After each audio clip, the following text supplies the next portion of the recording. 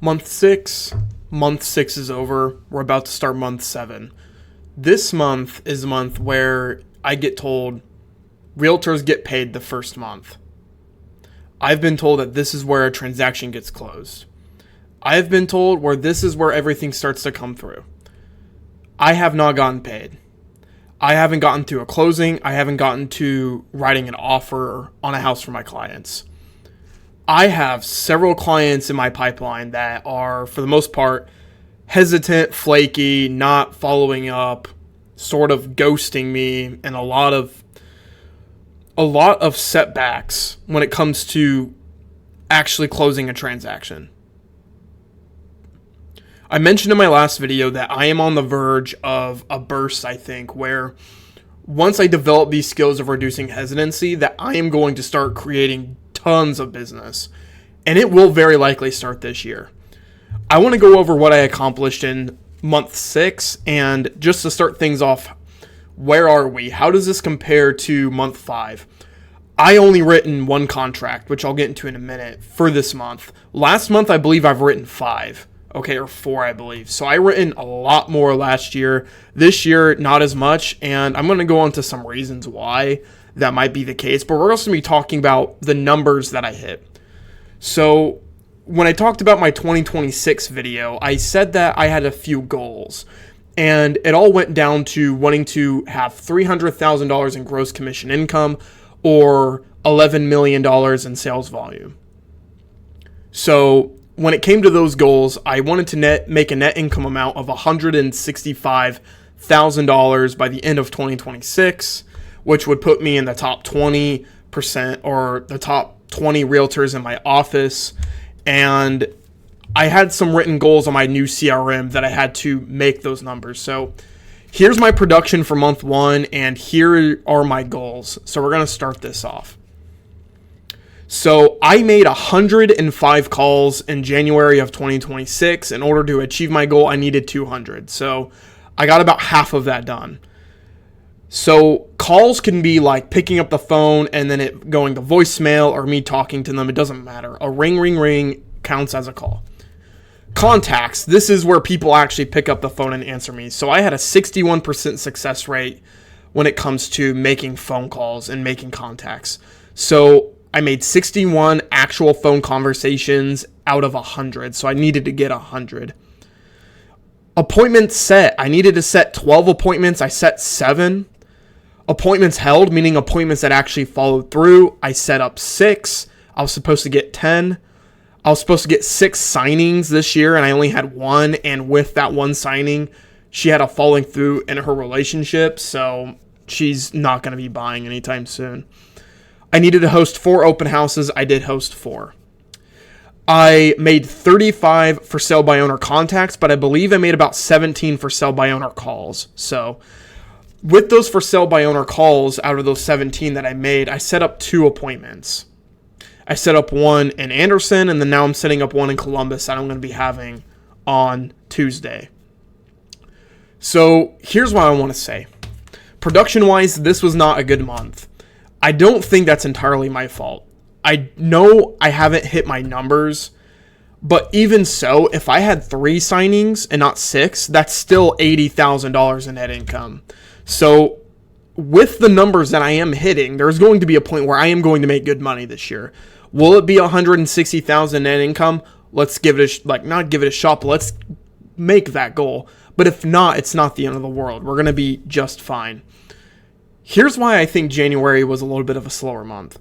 Number 1, my business has had a complete reset. Okay, so I am now on a team with one of the top producing realtors in the Midwest, Kevin Hudaba. I work on him. Him and I are just 2 people on a team. Like I mentioned before, I wasn't really looking to start working with a team. I wanted to make everything self-started on me to where, I'm doing everything on my own. And I wasn't thinking of joining a team with him until we really had a good relationship built up, and we were a lot alike, and we had a lot of similar goals, and it just all went aligned perfectly. So I started on a team, meaning that I had to use a new CRM. I had to get used to a lot of the activities. I didn't get as many leads from Zillow as I did in December, so that's also a big deal. Yeah, so there's just a lot of things that go into that. I also think that this is a cold market, right? I mean, January, the wintertime, not many people are looking to move and buy and sell. Even though there are benefits to buying in the wintertime to where, you don't have to make as competitive of an offer and still purchase a house at a lower price. There's less inventory. It's colder. People don't want to move. People are not likely to move because, school starts and stuff like that during the summertime. So the market's just cold right now. I really do think that does play a factor here. I also think that, a lot of my buyers have just been very hesitant. Like when I first started gaining these Zillow leads, I thought that like every buyer would be like a proactive, like, let's go and buy a freaking house buyer. No, a lot of them do not answer my calls when I follow up with them. They're like being like, oh, I want to rent for another 6 months. I'm going to wait another year. I'm going to like wait longer. And it's been very frustrating. So finding a way to reduce buyer hesitancy and get them to make that next step by making them, letting them know that, that they can believe in themselves and actually buy their first home, it's a big deal. So next month is all going to be about reducing buyer hesitancy. So that is a big deal, okay? If I can reduce or mitigate the buyer hesitancy with all the leads I'm getting, then I'm going to close more transactions. Just that simple. Will they all close? No, because that's the nature of buyers, which I am going to get onto in a minute, because I am working with mostly buyers right now, and that is going to change. Yeah, so those are the main reasons I think. I started off new, it's a cold market, and my buyers are not buying in on my next steps, meaning that I need to improve better as a realtor. So I want to transition more into listings and focusing on actually selling houses instead of helping people buy. Now, obviously with my sphere of influence, there's going to be a surplus of people wanting to buy versus sell, just because people my age don't often have homes to sell. They often have homes to buy. They want to buy a house. And I've actually gained 2 leads from my sphere of influence calls that I made. One of them being a friend that I met. She is an auditor in Deloitte in downtown Indy. And she was a part of the Passive Income Development Club at IU. And we kept in touch, and she wants to buy a house this year before her lease ends in September. Also, one of my other friends or classmates from the Kelley School of Business was wanting to purchase his first home. He lives in Indianapolis, so hopefully we can get all that stuff set up for the both of them. That would be wonderful. So how are we going to transition into a listing-based business? How is this stuff going to work? I am going to gain the leads from Zillow, and I'm going to have that be my primary way of finding buyers on top of my sphere of influence. Outside of that, no. Social media, I really want it to be mainly seller focused. And with that in mind, I also do need to post some buyer content. But the way I'm going to get sellers is for sell by owners. I've been making calls. I made 10 calls, I made 8 calls yesterday. I made 10 calls on Wednesday. So I made 18 calls actually. 18 calls via FSBO. And I've been using these scripts called the Fearless Agent scripts. So these are the scripts that I use. Got some for sell by owner stuff. You got some voicemails that you want to use. They've been really great. Of course, I've had people get mad at me for calling them because FSBOs can just be absolute assholes. But I've also had this one gal that was open to having an appointment with me.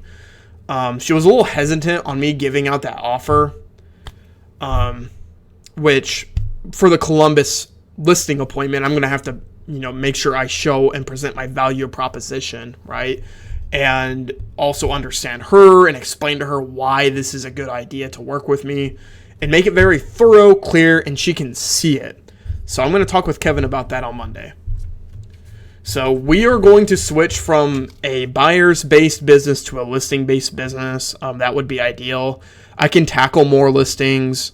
And also, the listing I have in Fortville, there's not been a single offer put down on that home. I think we're going to have to reduce the price. She doesn't want to reduce the price. She really wants to keep it at $270, which,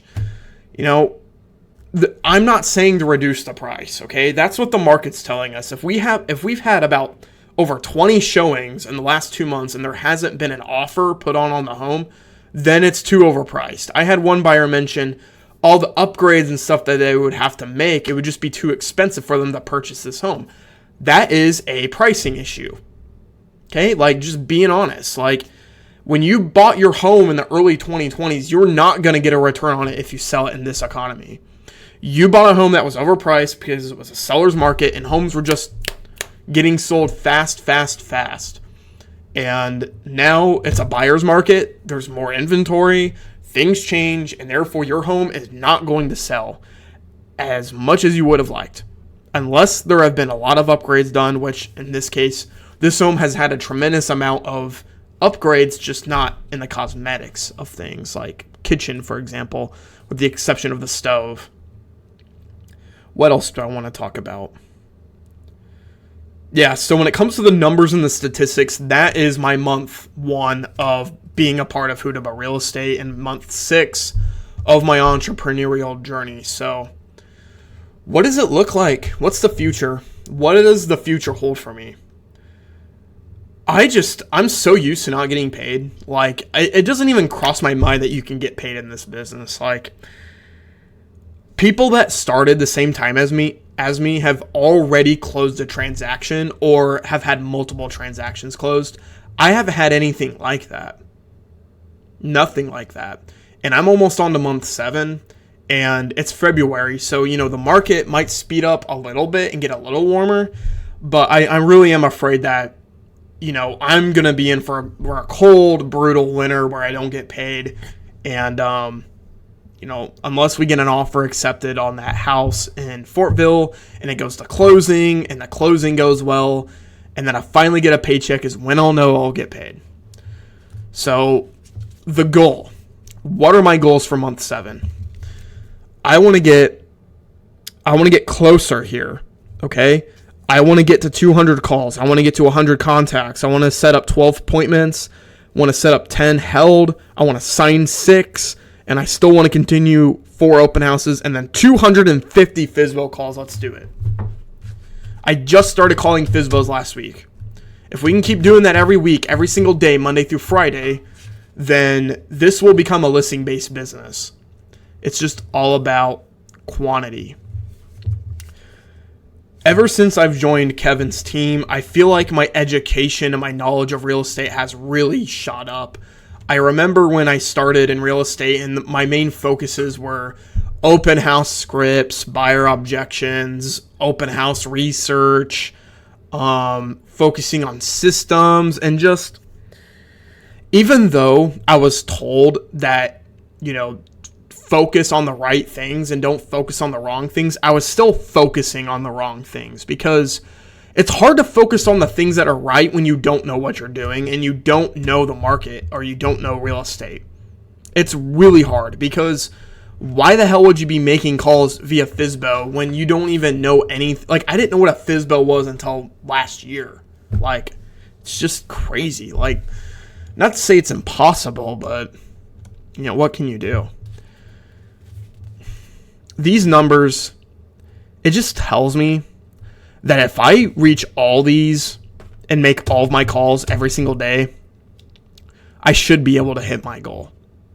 Just being honest. And I'm happy with the progress I made because I made half, and even half is around 80,000 in not gross income, 80,000 in net income, which would even then still put me in rookie of the year numbers. So although I haven't hit my goals for this month, I actually think I've had a pretty good month. Like, signings, sure, that was a little slow, but this whole market's been slow. Everyone in the office can say the same thing. Like, this has been a slow month, and, I can sense it that during the summertime, I'm going to start getting deals, and I'm going to be way better at my job than I am now. So I remain optimistic. Very optimistic. I just need to make sure that I continue doing this and let me hit my goals next month. That would be incredible. I'm optimistic, man. I am. I'm excited for what month 7 holds. I think my first half year of real estate has taught me that this is a long game. It took me 5 times to pass my real estate exam, so I know that this game wasn't going to be, a short game. But I also thought I would have gotten paid by now, which is quite disappointing that I haven't gotten paid. And it's been 6 months. Like, it's just absolutely fucking brutal. But here's the optimism. Sean Hartwick, 317 agent, most followed realtor in Indiana on Instagram. 17 million in sales volume his first full year in the business. His first year, 700,000 in gross or in sales volume. He didn't close his first transaction until month 7. And he is an absolute superstar. So I'm very proud with the numbers I've hit. Let's try to get closer to the 100 contacts, the 12 appointments set, the 12 appointments held. Let's sign more than 6. I think if we continue these for sell by owner calls, I should get at least one listing. One listing at least. If I'm making 250 calls, I should have more than a point something % success rate. If I master these scripts, which I'm doing a better job on, I have gotten so much better at FSBO calls. I'm still needing a lot of work, but I am so much farther ahead than where I was. So even though it hasn't resulted in money, I am making tremendous progress. And I think as far as my education goes, this is my best month. As far as setting up myself for success and not dilly-dallying, I actually think this is my best month. Month 4, yeah, I got those contracts signed, but look where it led me. I mean, I got one listing, which was wonderful. December, same thing. Got buyers signed from Zillow Leads. This month, though, I really think has set me up for success. And look, I got to give credit to Kevin. I got to give credit to everyone in the Keller Williams office. I want to give credit to my friends and family. And, of course, all the credit to God for getting me to this point. Let's wreck it in February, okay? Month 7. 7's a lucky number. Let's get it. I'm optimistic for February and even more optimistic for the summertime. I think we're going to absolutely kill it in the summer. And as long as I can keep holding on just a little bit longer and living off of my credit card, we'll be fine. And this is going to be a wonderful time in real estate. I don't expect there to be, easy times at all, really, but I also expect things to get easier as time goes on when it comes to building a living. And even when we get to the next years, like 2027, 2028, I'm only going to be 25, 24, 25, 26. I won't even be 30. I'll be a man in my 20s, and I will have built a tremendous amount of success financially for myself. And once I do that, then it's on to the next steps. Money has never been the goal for me. It's always just been the catalyst to what I want to do with my life, which is influence, write books, help people, teach people what I've learned, create things that are fiction, nonfiction stories, and also help my family, and the only way I'm going to be able to do those things is if I have money, and that's just the reality. You need money if you want to really do the things you want to do in life. And it has nothing to do with me, okay? Everything that I'm doing here is selfless. I'm not wanting to make this money to go out traveling, serving myself. That doesn't motivate me. Sure, traveling could be fun. Maybe if you want to bring your friends, sure. But the enjoyment I get in my life is spending time with people I love and also helping them the best way I can. And my family struggles financially for a lot of reasons, and I think for what I'm doing, it's a wonderful opportunity to help them. And I also haven't had any of my family tell me to quit, which I think is very telling about the people that I have in my life. Seriously, my family's the best. They all believe in me, and it's just a beautiful thing. So month 7 is going to start tomorrow. I think I'm going to make a video on Monday, but overall, wonderful time. I guess there's more I could talk about. Fuck it. Let's talk about it. I was going to end the video here, but there is something else that I want to talk about. So in one of my recent videos, I talked about a crazy call that I had with a girl that I had a crush on a long time ago, and it was a really great call. Calling my sphere of influence, calling my friends from even years ago at IU or in Brown County have just kind of told me like who my crowd is and who my crowd isn't. Like I've had calls with really great, wonderful conversations with people like that I used to know and like hang out with, and I want to keep them in my orbit. But I've also had calls with people that I'm just kind of like, they're just not my crowd anymore, and I've outgrown it. And I think calling them has really been like like vetting out who I want to keep close in my personal life.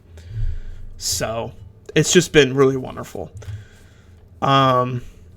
I can talk about romance, I can talk about dating, but the truth is I got so much work on my plate, and I do want to focus on my dating life at some point. It's just now's not the right time, and I will get onto it. It's just like, look, I mean, I got so much work I need to do, and if I really want to become, the best version of myself, I can't be focusing on two of these things aggressively at the same time, because if I do end up in a relationship, I really want to put all my focus and attention on them and then work, but really emphasize my relationship with my partner, with her. But for this, like, this needs to be my primary focus, and we're doing it. So month 6 signings, not as good as the previous months, but overall, I think we're setting up ourselves for huge success. So I am very optimistic for the future. That's Nick. I'll see you guys on the next video. Let's go. We're getting close to day 180, almost about halfway throughout the year. So let's go, guys. See you guys on the next video.